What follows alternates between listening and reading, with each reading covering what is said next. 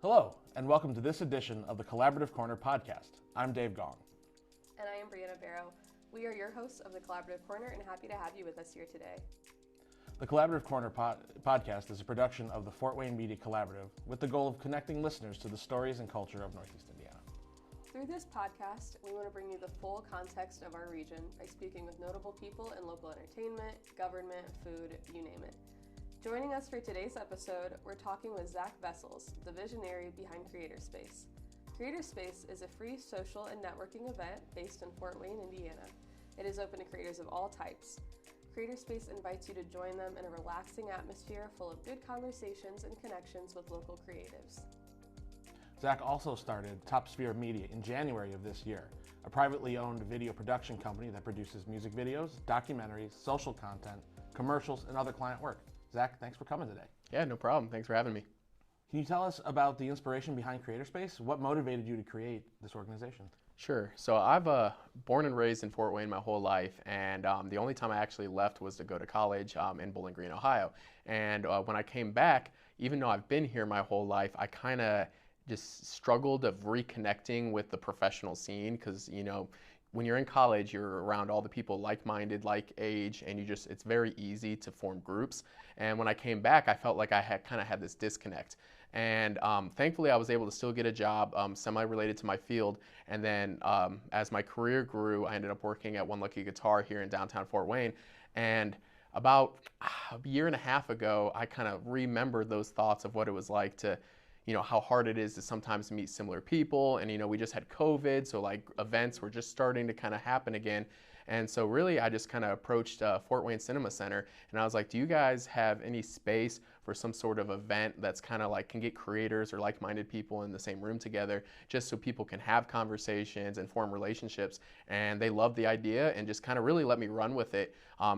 Cinema Center is kind of our home base, but we do events that are kind of across the community depending on what the type of event is and who we're catering to. But yeah, it's just been really great to kind of like see how Creatorspace has grown, and just being able to see the feedback from the community has been really nice. So yeah, it's been a learning experience, but we're so thrilled to be doing it. I know I've already been to one of your events, but could you describe the typical atmosphere and experience that someone could expect when attending a Creatorspace event for the first time? So most of our events we try to have this very easygoing and just chill atmosphere. And when we do that, we try to have like 15 to 30 minutes for people just to socialize, make those connections, and usually enjoy some Fort Wayne local food. After that time has passed, we move on to some of our programming. And our programming varies from, we do creator spotlights, sometimes we do workshops, and it really just depends on what we have going on for that month. But during our creator spotlights, which is our most common event, we just take a Fort Wayne local creative and just give them the floor to kind of talk about their craft or what they do. And usually there's some time for the crowd to kind of just like ask some questions and have some really back and forth with the person. And then the rest of the event is just time to kind of hang out. You're able to get more food and drinks and spend time with whoever we spotlight, or just really make those connections with local creators, so that hopefully outside of our events you're able to, you know, meet up with these people, or, you know, check back in if they have projects to work on. And our goal is just to form relationships that lead to collaboration outside of our events. That's awesome. You know, could you discuss the impact that Creatorspace has had on the local creative community in Fort Wayne by connecting those groups together? Yeah. So first off, we noticed just like the buy-in from the community was really well received. We try to keep our events always free and inviting to the public. And so we've had a lot of different community sponsors and a ton of local restaurants like J.K. O'Donnell's that have been so supportive of Creatorspace and just making it like approachable to the creative scene here. And then, yeah, in addition to the community well receiving it, we've just noticed that a lot of people have been trying to make those connections outside of our events. And I've known a few people that have helped on video production shoots with each other, with people that they met at Creatorspace. And one unique thing that we've been doing to kind of help foster those collaborations is we have a Creatorspace database that is totally optional to sign into. It's not really like an email list or anything, but if you do opt into putting your information on it, it's a publicly accessed database that's in our Instagram bio that kind of has like your name, contact method, maybe your business, and then what kind of crafts or trades you're into. And that's an area where we really wanted to have we really wanted to have it because we really wanted to have that so it could help foster those people outside the events to make those connections, because it's great to have an event that meets monthly and people can count on it, but really what goes on outside the walls of the event is really where we live life and, explore our traits. So yeah. I think that's awesome because I mean I've like, I went to film school for a little bit, and I remember just like having to ask your family members to be extras, or having to like, try to beg someone or your friends or people to like come help out on a set or whatever. So I mean we love obviously collaboration. We are the collaborative corner, and I think that's great that you're highlighting people in the community, collaborating with them, helping them collaborate with the others, collaborating with local businesses. So we love what you're doing here. Thank you. Our next question is, how has Creatorspace evolved since its inception, and what are your plans for its future growth and development? Sure.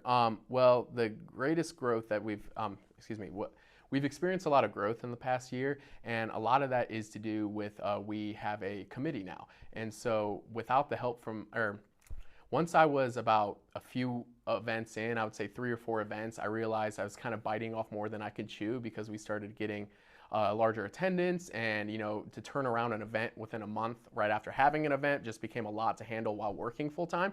So I quickly knew I needed to put together a committee that can kind of help come alongside me, not only just to help with the workload, but to have those different perspectives that lead to better events.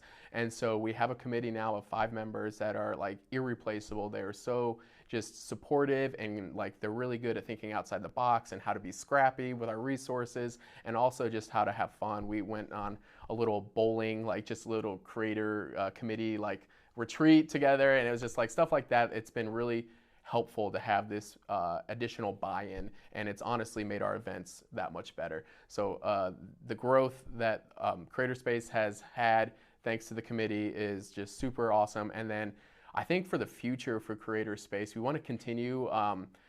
We really want to grow and meet new people, but I think we really like where we're at now. And I think the goal is and the reason why we meet monthly is to rotate different faces into our thing. We never want people to feel like, oh, this event's only like once a quarter or once a year, I got to make it or I miss out. And I think the perk of doing an event that's reoccurring is it kind of removes some of that guilt to, if I don't make this month, that's okay, I can attend next month.